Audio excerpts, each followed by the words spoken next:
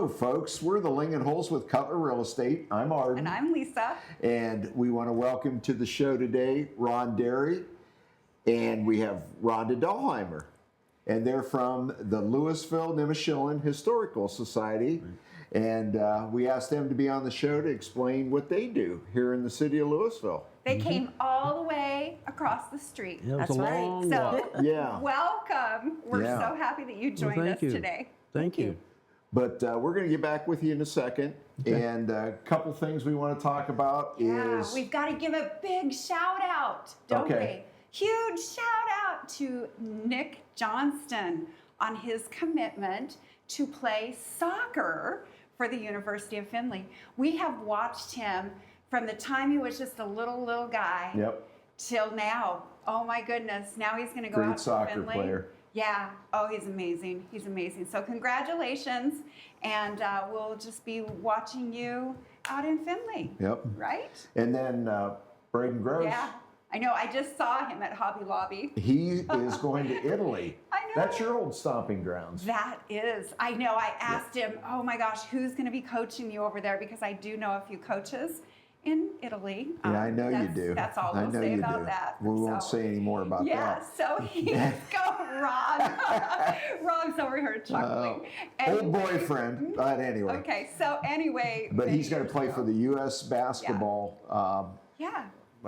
Probably high school kids that get together, and they'll play quite a few European teams, I'm guessing, in the next couple weeks. Yeah, but that's a great experience. Just today we had a flood, and Louisville floods every once in a while, and so we had a flood. We had a flood at our house too. Yeah, yeah. So I took some pictures. I think you guys might have seen them on Facebook, and it was funny because we had a heifer, first calf heifer that was going to calve any time, and she was standing out there watching the flood waters go by. And about an hour and a half later, she had her calf. Yeah. So we had to chase her in the barn, so she had it in the barn and not by the floodwaters. Yep. Because that calf might have been to Louisville. That is for sure. But anyway, it's I think the chocolate walk was canceled today. It was not. It was postponed. Postponed. Not canceled, just postponed. So everyone just keep an ear out or an eye out. The Louisville Chamber of Commerce will be rescheduling. So, Rhonda, hang on to your chocolate, right? Yeah. Well, mine. Is that what you do? We have one we'll be able to hold on to through the Ahh Gallery because we actually pass out chocolate through the Art and History Gallery and the museum. But the museum stuff that I made will not hold, so I'll be remaking it fresh. Oh, you should have brought it down. We could have ate it. Yeah, I should have. There's a lot of it there. So we'll come over after. Yeah. But anyway, we have Ron and Rhonda on, and along with them, they have on their board of trustees Mike Carden, Tom McAllister, Dave Yeagley, Tim Elder, Barb Savarin, I'm sorry, and Jacob Slicker, Sarah Slicker, and Mark Bruner's their historian. Right. So anyway, I guess I want to, at this point, turn to you and tell us a little bit about yourself, Ron. Well, I'm an old man. How's that? Well, you're not old. Yeah, as people ask me how I'm doing, I just tell them I'm 86, still running against the wind. Well, so there I am. That is awesome. And I came from Alliance. I was 13 when we moved across from Ollie Stark, actually. Okay. And it took me away from some issues in the city of Alliance. I had some friends that probably weren't the best in the world, but bad influence, huh? they got me out here, and it didn't change my life, but it straightened me out a little bit and moved me on. So, but my big thing is the going to high school here in Louisville. I went to Mount Union College for several years. I went to it's not called college anymore, it's a university. Mm-hmm. And I went to the one in North Canton, and it's not coming to me. It's also changed to a university. Walsh Yeah. University. I went there for a couple of years. Okay. So I've had a lot of opportunities to learn a lot of things. Never tried to get a degree. I just wanted to learn different things for going through my life. And I feel very good that what I did, I learned a lot, and I use it now. I still use it. Yeah. What was your occupation? I was an accountant. Okay. I actually was They more call them bean counters. more into finance than the accounting. I did both, but I was also in the financial area, getting bank loans for businesses that we worked with and things like that. So tell them how old you were when you met Mom and how old she was. I was, I don't know, 16, 17. I knew her for 69 years before she died. Wow. It was, Wow. she was 13, I was 16, I think, and we were friends for about, I don't know, 2 years before we ever dated. And then we went out on a date. And I'll tell you, I was riding down past her house one time with another girl in the car. And we hadn't been dating, but I was had this girl in the car, and I saw her. And when I saw that, I thought, what am I doing? What am I doing? And it dawned on me at that point, I really wanted to go out with her. So you took the other girl home. I took her home and Came back. yeah. Oh my goodness, what a love story. Yeah, then they were together ever ever since. since. Ever Oh, since. that's awesome. Yeah. That is awesome. Wow. You know, that's how I got here. Okay. That's great. Okay. And along with that, children. Well, we had 3 children. Okay. 2 of them are gone. We lost one at 27 Okay. and one at 35, 30, 37. 36, 35, 36. 37. You sure? 27, Okay. 37. Okay. All right. It's been a while, but Yeah. And bet you've got Rhonda and here. Rhonda's the third. She's the middle Okay. child. Okay. Yeah. Well, I always went by the she thing, was- only the good die young, and that's why I'm the one that's left. Yeah. Is that what you said? Interesting. Interesting. She That's why was I'm she still was here. the ornery I was the ornery one. She was the ornery one. Okay. Yeah. Oh, well. Absolutely. But you're here. You're here. I am here. So yes. Rhonda, do you live in Louisville? I do. Actually, I live in the same home that my dad grew up in Louisville, Oh, right really? across from Molly Stark. Really? So we had purchased that home. Well, my brother had purchased it from my grandparents first. And then when he passed away, I had then purchased it from my parents. And so it's stayed in the family Stayed in for the many, family. many years. Wow. Yeah. That's pretty 3 neat. generations, basically. Yeah. That's That's pretty awesome. neat. That's awesome. So Okay. Well, I would say right now, let's take a break. When we come back, we're going to learn a lot about what both of you do across the street. Yes. It's going to be really interesting. We'll be right back.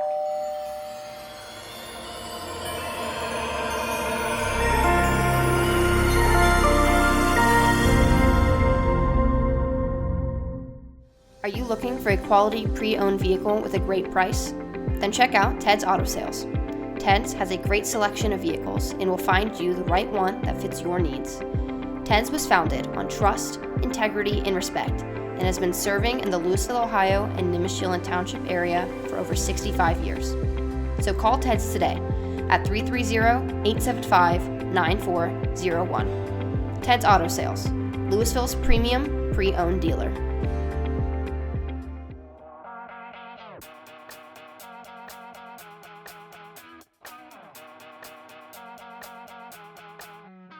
Hello everyone, I'm Tegan Evans. As many of you know, when the Louisville Herald moved on into retirement, the city of Louisville, Nimishillen Township, and all of its community members were left with a void. The community lost its ability to hear about local events, news, information, sports, and community projects. We lost the ability to come together for Louisville's betterment. Well, we have a solution for you, Spotlight Media Network. Spotlight Media Network is a place anyone can go, whether it be social media, YouTube, or our website, that will display information in different formats to show the best Louisville has to offer. One last thing, if you have something newsworthy or something you would like the community of Louisville to hear about, send us an email at spotlightlouisville1@gmail.com. So if you want to see what is happening in Louisville or the best Louisville has to offer, check out Spotlight Media Network, where we know Louisville is #1.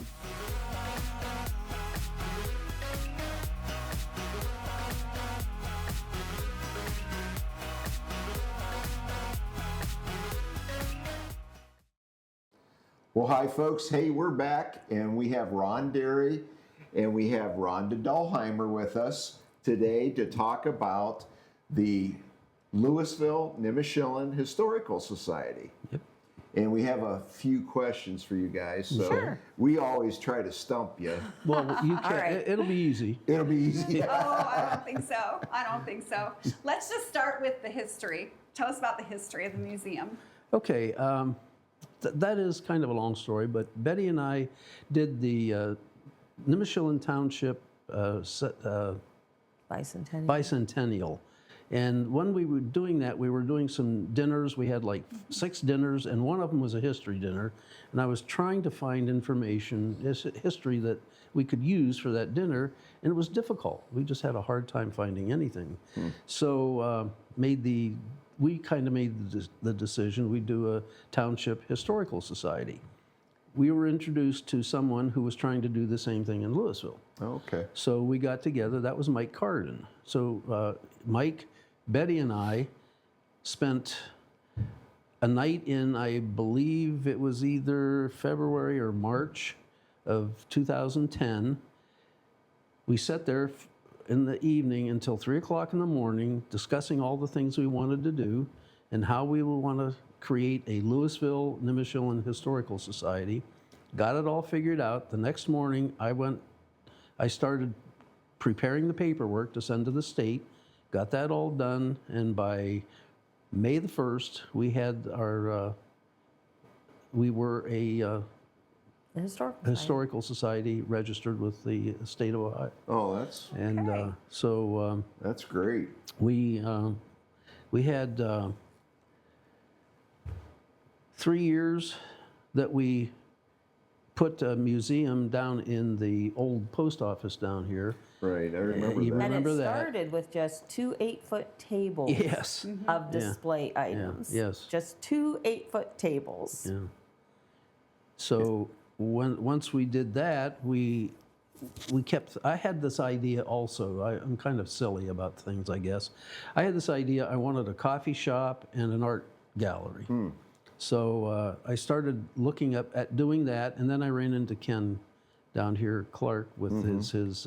He was talking about the Coffee shop that he wanted to do, and I'm thinking, well, I don't want to compete with him, so we decided that we would do maybe an art gallery, and I ran into. Rob Hankins. Yeah, Rob Hankins. I couldn't come up with his name. I ran into yeah, Rob yeah. Hankins. I didn't know who it was, but I saw him and I thought that's who it was. So I told him, when I met him, I said, I asked him if it was Rob Hankins, and he said, I happened to be, and I told him who I was, and he said, you're the one I'm looking for. And what? So he said, I am looking for some history for the 2020 vision here in Louisville. Right. So I said, well, I'll tell you what, I want to open an art gallery. And we started. He looked for a building, I looked for a building. We found the one we're in. And we worked with them for, until 2 years ago. We were associated with Arts and Stark. I think I about was 2 years president ago. of the chamber back Yes, then. yes. And I remember a lot of that firsthand. So that was awesome. Now, this is off your list. Now, when you do you replace things in the museum as far as We move them. Or rotate them. Yeah, we rotate. So Okay. we actually, because for a long time we did not, because it was just keeping the place full. And as a matter of fact, when we moved into the new location where we're at in downtown, we're like, we're never going to fill this up. Now, not only do I have it completely filled up, we have numerous artifacts in the basement and in some other storage areas as well. Like my garage. Like his garage. Basement. So we do have a lot of artifacts. So we do go and rotate things out. We do change up displays every once in a while. But we'll get into a little bit when it comes to the volunteerism, hopefully a little bit later. Some of the, I guess, struggles or challenges that we have with doing some of the things, with the museum and things like that. But we try to keep it as fresh as we can to make it interesting for everybody that comes in. And it's free. Yeah. Yes, it is free. How does the organization give back to the community? Well, I'll let her do some of that, but we give back to the community by, my whole idea was to create a little bit of culture in the downtown with the art gallery and try to get people, to educate people on the history of the place they live, whether or not they were born there or they moved there, whatever the reason, give them an education on the history of Louisville, and then try to keep track of things as we move along through the years, because this will be, in 15, 20 years, this will be history. Today will be history. Yeah. So we try to keep track of all that. And we do have monthly programs, free monthly programs for the community, where we bring in sometimes history about Louisville, maybe history about something in Stark County, or general history. So for an example, I think the last one I did was on the history of blacksmiths in Louisville, which was a very interesting program. Then we also work with a lot of the schools. So they bring in a lot of their classes, like third graders and stuff, and they come down, they come through the museum, we talk about history. So we do a lot of things with the schools as well to share that information. We have people that are having class reunions that make arrangements to rent out, I don't want to say rent out because we don't charge anything, but come into the museum and they have a private time to come in with their class during their class reunions to just talk and see all the memories that are there. Yeah. And it's great to sit, because then even for me, it's like hearing their stories as they're remembering these items. It's so great to listen That's to. wonderful. Yeah. That is wonderful. Now, do you do an annual fundraiser Well, or an event? You have to think in terms of what we are. We're a not-for-profit, Yeah. and as a not-for-profit, we have no income stream. So we have to have a membership drive periodically. We need members. We have, right now, I think 75 people returned their renewals. So we do have some revenue coming in from that. But the things that we're doing, we have to spend a bit of money in the downtown for activities we do, like with Second Fridays and with some of this other stuff we do. So we have to raise money by doing fundraisers. And we usually, maybe people think we do too many. I don't know. But we do the big one, which is our dinner in May, Which on is May May the 13th of this year. We do that. Right now we're having a fundraiser with, she created 4 lottery baskets that we're selling tickets for these lottery baskets as a fundraiser. It's kind of in the early stages, but by the dinner time, when we have this dinner, we're planning on maybe handing out the winning ticket At the dinner. winning baskets that's at a that great dinner. idea. Oh, that's a So, good and the idea. great part about the dinner is it's so much fun. So it's really a social event. So you Yes. come in, we have an open bar. I don't want to say open bar because we supply beer and wine and pop and Yeah, we things supply like it. that. And just donations for the bartenders. And then there's silent auctions, basket raffles, other things going on. I do a presentation that, how well do you know the history of Louisville? And so the tables compete against each other. And they have a ball. And they have so much fun every year doing that. I mean, they have to talk among themselves and raise up whether they think Yeah. it's A, B, C, or D. Yeah. And then they take their scores. And then, of course, the winners get more tickets for the basket raffles, So Okay. it's just a fun event. It's just really people come and just have fun. Where is the event this year? It's always at Brookside. Okay. Brookside, Yes. yeah. So it's a beautiful location. If you've never been to Brookside, it's just beautiful. How It do is people gorgeous. get their tickets? for They the can event? actually go to our website. Okay. At www.lnhsohio.org, and they can purchase them there, or they can come into the Art and History Gallery and purchase them. And we do a mailing. And we also would do a The mailing. first thing if we do somebody- is send out a mailing to all the members, and then from there, we hope the members will go out to their friends and have them buy tickets as well. We would like to have as many as 120 people. That would be that would be our minimum if we had 120 guests at that. But we've had as high as 180. Oh, really? Yeah. Oh, that's So- great. Yeah. So if somebody wants to become a volunteer, Yeah. Yes. Are you looking for volunteers? Oh, Every we are day. looking for volunteers for everything. Because we do so many, so we always have something going on for all the second Fridays. We actually are meeting tomorrow, and you guys may be the first time you hear about this, but we are moving forward and we are sort of co-chairing with another business to do at Town Tavern to do a artisan market on the fourth Saturday of every month. From 11 to 3, where we'll be closing down the streets and just having, you know, art, crafts, whatever people make and want to do. We're going to have an artisan fair down there on the fourth Saturday from May through September. So that's something that we're very instrumental in getting going. So we're always needing volunteers. So, and then the museum, when we talk a little bit about the hours, I'm going to jump into the hours. The Ahh Gallery is open on Thursdays and Fridays from 10 to 4, and then Saturdays 10 to 3. The museum is only open on Saturdays 10 to 3, and all of this is only because we don't have enough volunteers. Okay. So we're really looking for people willing to even commit 2 hours and say, okay, well, maybe we can open Fridays from 12 to 2, because somebody can come in on Fridays from 12 to 2. So, and with a lot of the other stuff that we do in the museum, we have a lot of accessioning that needs done. I could tell, should I tell the horror story of what I did? Yeah, you can. Do you guys want a horror story? Sure. Yeah. Let's hear it. So we, from the time that things started coming into the museum, you have to accession them. You have to put them into a accessioning system.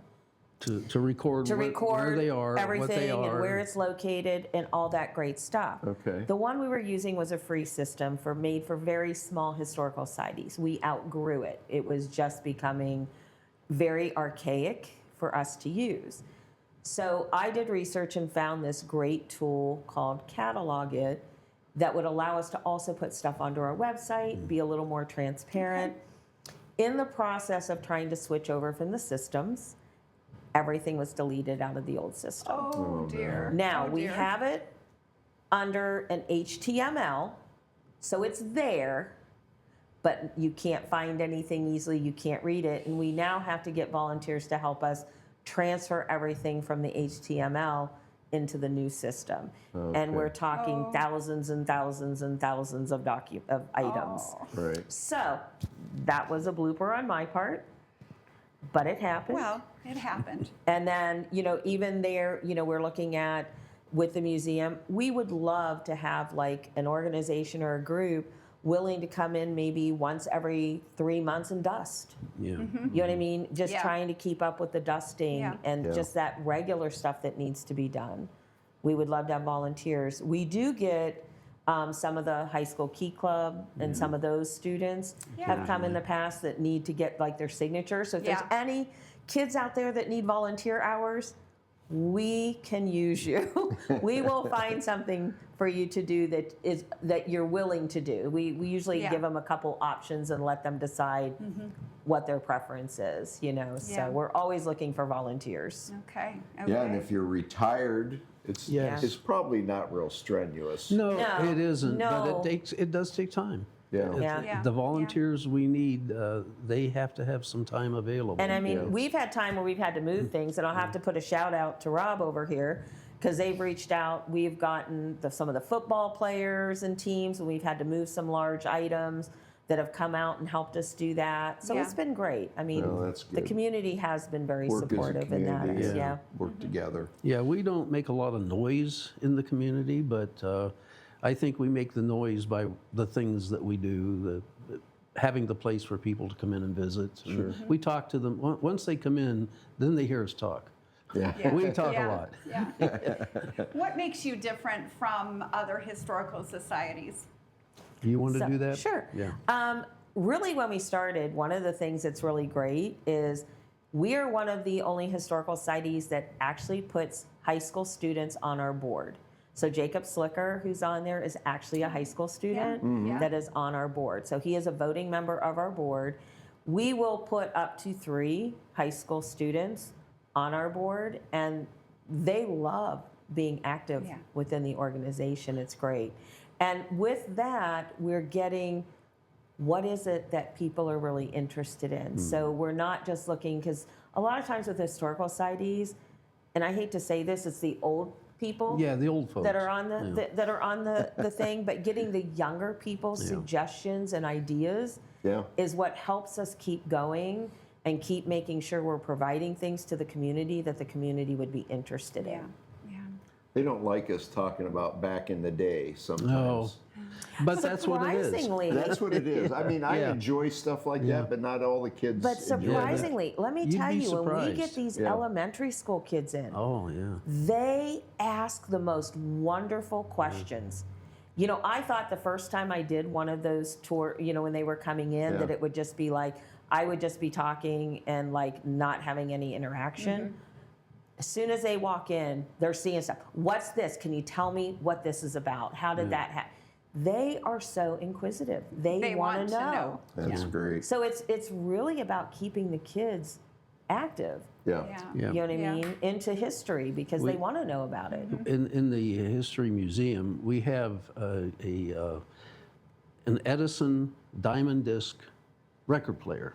That's when Okay. he made those big diamond discs, the unbreakable records Right. that he made back then. Anyhow, it's a long story, but we have it there, and I have the first original million-selling record in that we play in there. It's the Wreck of the Old 97 by Vernon Dahlheimer. Oh, And that really? was a million-selling record. Oh, my We play goodness. that for the kids, and they think it's fantastic. And then we have to tell them, no, now keep in mind, there was no TV, there was no right. electricity. Yeah. You had candlelight. This was your entertainment for the night. And a couple Yeah. times you'll go, oh my, you know. No comprehension. No, yeah, but they just like, well, you mean it's not plugged in? And, you know, we'll show Yeah. them how to wind it. And it just, Yeah. they're just fascinated with it. Well, maybe you can tell the folks again what your hours are. I think you mentioned it a little bit, but Yeah, so it's Thursday and Friday at the Ahh Gallery, 10 to 4. And if you're wanting to go into the museum and you come into the Ahh Gallery on Thursday and Friday, we will open up the museum so you can go in. Okay. And then Saturdays, we're both open in the Ahh Gallery and the museum from 10 to 3 on Saturdays. And if you do have special groups like the class reunions, different groups coming into town, we will open if you reach out to us. You can either reach out to us through our website or through Facebook, and we'll have somebody there. And we are always willing to open up for people that are in town. And we do allow people in town, different groups, if they need to hold a meeting, we will allow them to hold a meeting there in our In our building, Ahh in Gallery. the Ahh Gallery. We don't charge them at this point, maybe Yeah. because of the way things are going and costs of everything. We may have to think about a small fee, but Yeah. right now we don't charge. well, Okay. that's nice. Well, we want to thank you for Well, thank coming you. on. I want Yeah. to talk about some of our events. Oh, go ahead. Yeah, please do. So some of the other things that we do, so really think about, is I do occasionally post where I do historical tours downtown. Yep. We do the ghost tours in Okay. October. Right, in October. Which, if you've not taken one, are everybody rant and raves about the tours Yes, that we do in yes. October. I've also done cemetery tours, so we go out and hear the history of the stones. People don't realize how much you can tell about the town just from what you see on cemetery stones. Yeah. Like the symbolism and everything on cemetery stones. There's so much you can learn about any town that you go to just by walking into a cemetery. Yeah, So I it's talk a amazing. lot about that history and stuff. So we do a lot of those kind of events as well. I'm actually doing, in a couple weeks, I'm on the Stark County, I don't know if it's Stark County, Ohio. It's the Ohio. Ohio barn tours. So I'm the docent on the bus that we're going to be given a lot of Louisville's history while we're driving through Louisville, because we're actually going to be driving through Louisville. So I'll be sharing a lot of Louisville's history on that tour bus as well. So we do a lot of that kind of stuff as well. That's Good. wonderful. We are looking at potentially having a tour bus being brought into Louisville. The woman that has it's a small bus, And she wants to bring her people to small towns, and Louisville is one of the towns she would like to use. Because of Umbrella Alley, and then I would So be they the just tour make a guide. stop. They make a stop. Tour And I would be, everything. I would be the tour guide and taking them around town, talking about the buildings, the businesses, The and restaurants. everything downtown, and, the restaurants, and yeah. Oh, that's great. That's great. Awesome. So it's giving back to the community Awesome. is the big Yeah. piece. Yeah, Yes. So that's what Yes, it's it all is. about. It is. Well, we enjoyed having you on. Well, thank you. Thank you. And, We enjoyed being here. Great information. And everyone, just remember, if you are looking to volunteer, if you're just sitting at home wondering, what can I do this summer or fall or winter, reach out and get over there. Sounds like Yeah. you need some help. Yep. It sounds like it's some fun too. It is, and yeah, I think you would really enjoy it. So anybody that would come out, I think they'd Yeah. find they'd really enjoy it. Yeah. Yep. Yep. Well, thank you folks for tuning in today. And it's Saturday night. Oh, so yes. we have to go to a fundraiser tonight. We are. We're going down the street to We're going to the Eagles. Leopard Wrestling Drawdown Yes, tonight. we're on our way. So we're going to go down there and support our wrestlers in Louisville. And so what do we say? Have a great week, everyone. And remember, if you're buying or selling, give us a call. We'd love to come by your house. If you're wondering what the value of your home is, let us know. We'll give you a value.